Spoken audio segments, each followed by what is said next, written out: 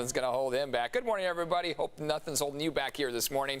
I'm Eric Connor. Glad you're with us here. And I'm Stella Escobedo. Please stick around for this story. It's so good. Yes. Thank you so much for waking up with us. Let's go again check in with Netta now. It is a cold start to the morning. It's been like this for the past couple days, but we quickly warm up. Yeah, we're going to warm up. So, yeah, right now you're looking at the big bright light of the moon. What's interesting this morning is the sun's going to come up before the moon sets. So it's kind of neat how we can do that, have them both with us at the same time. It is very bright, obnoxiously bright, right? That hunter's moon, you know, it's still not full. We got the full peak yesterday, but now for the next few nights, it'll continue to light up our skies. Here's a look at your weather headlines. Warmest day of the week is upon us now. So we're looking at an afternoon in the 70s, upper 70s for a lot of you, for inland valleys especially. Clouds will roll in later tonight. Temperatures will drop through the weekend. And then we do have our chance for rain. That's going to happen after midnight. When you go to bed Sunday, yeah, that's when you'll likely wake up to a pretty soggy day. So I'll time it all out for you here coming up.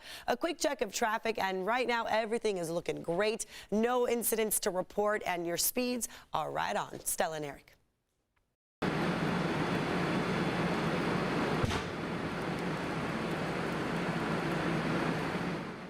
Wow, take a look at the flames here. New this morning, a man in custody after driving into a tree outside of a police station. This is in City Heights. Police believe this man was drunk at the time. This happened just after 2 o'clock this morning at the Mid-City substation on Landis Street. The man crashed into that tree, and you see there the van caught fire. Firefighters quickly put the flames out. Fortunately, no one was seriously hurt.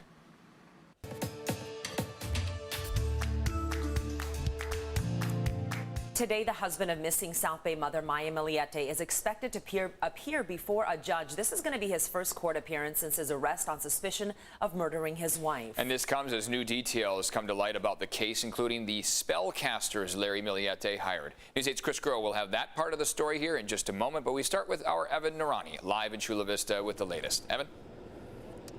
Good morning to you. That's right. We're outside of Superior Court where Larry Millete is expected to be later on today. He is going to have his first opportunity to answer to a judge related to those first-degree murder charges and, of course, the weapons charges as well. Now, keep in mind, this comes after an 8-page document was released following the arrest of Larry Millete with information detailing the breakdown of their marriage over the course of 2020 and 2021. And while most of the evidence in that 8-page document is circumstantial, lawyers do say that it is powerful.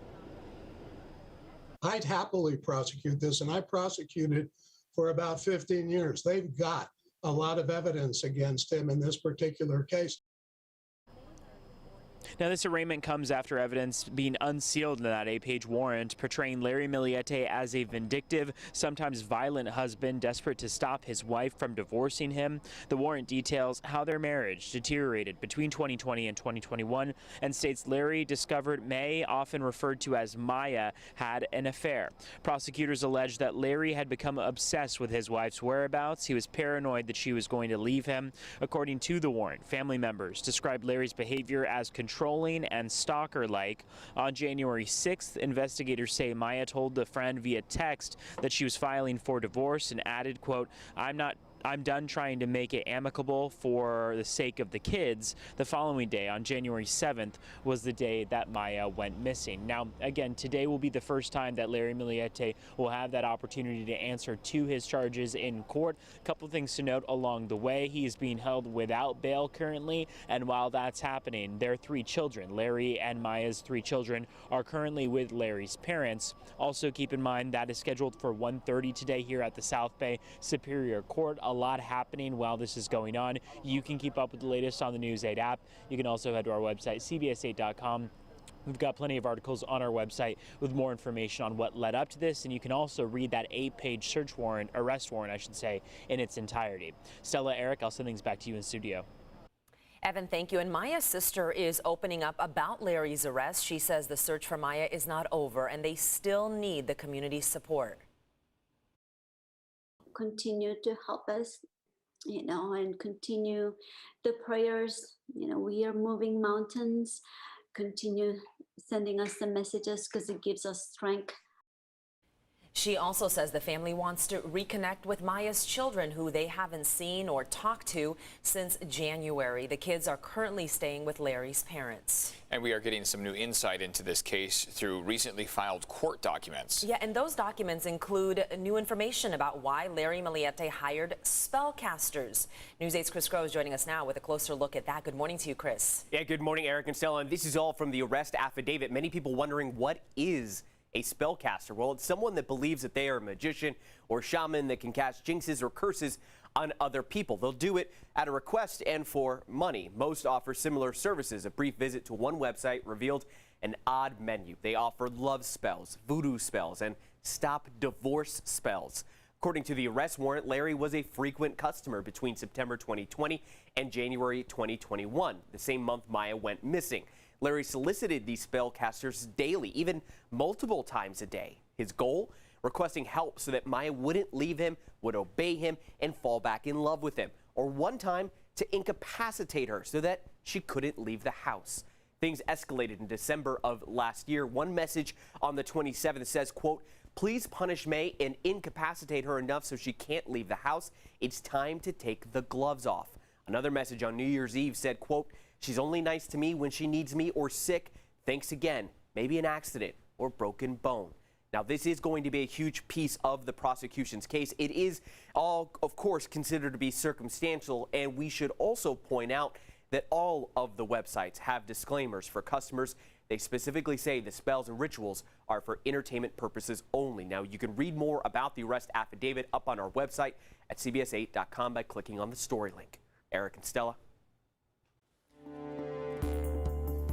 Chris, thank you. And this morning, a CDC committee will discuss COVID booster shots for Moderna and Johnson & Johnson after the FDA gave its approval. Now, the FDA also says it is safe to mix and match, so anyone eligible for a booster can get a different brand than they originally received. Now, the next step here is for the CDC director to approve the committee's recommendations made today. Well, the focus now turns to vaccines for kids ages 5 to 11. Federal regulators will meet over the next 2 weeks to discuss the safety and effectiveness of giving low-dose shots to the roughly 28 million children in that age group. The White House is working to offer vaccines in settings like pediatricians' offices, pharmacies, and community centers.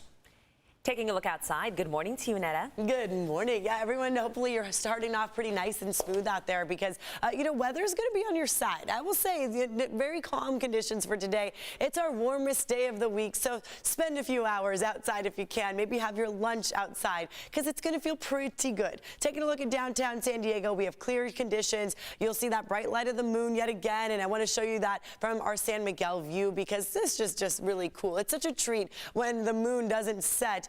While we still have that, obviously these cameras pointed this direction during the darkness. So our sunrise will be at 6:58, and then our moon set will be at 7:50. So it'll be after the sun comes up, and then we won't get a chance to see it. But still, we'll have both of them in the skies at the same time. Our view from Mount Soledad, towards downtown, showing 56 degrees under those clear conditions. It's 47 in Poway. You are in the 30s in Ramona. I know that's a chilly start to the day. 46 in Escondido, 52 in Oceanside. And taking you through the next few hours to help you plan your day. By 8 o'clock this morning, we're going to stay where we're at now, pretty much upper 50s, and then by 10 a.m., mid 60s, low 70s. That's what you're expecting for the downtown area, at least today, staying in the low 70s along the coast. Some of you might just be in the 60s, but inland, there's that warmer weather, mid to upper 70s for most inland valleys. Escondido 78, Poway 77. That's going to be a popular number for this afternoon. So we still have this area of high pressure. It's little, it's a weak one, and that's why we do have that sunshine here right now. But look at this giant system up to the north. So this is something that's going to sweep in a lot of moisture for Northern California, Pacific Northwest. Yeah, Washington and Oregon, they are bracing themselves for major rain. For us, this is what we see. Marine layer clouds tonight, tomorrow night. Yeah, each morning we might see a little bit of light mist and drizzle. But, that's the perk of living in San Diego. We just get the very tail end of these major major systems. We will have rain in our forecast, but not until Monday, which I'll show you that coming up. For now, taking a look at what's happening for your roads. If you're heading out this morning, I can tell you that you should be okay. Right now is a good time to get out there. Speeds are normal through North County, not noticing any slowdowns on the 5, the 15. You are looking good through Vista, through Escondido right now. And then taking you closer to downtown San Diego, everything looks to be pretty normal right now. No major incidents at all, just that typical backup right there in Coronado. And then even the slowdowns right around the port of entry have eased up. So you are looking pretty nice right now. Stella and Eric.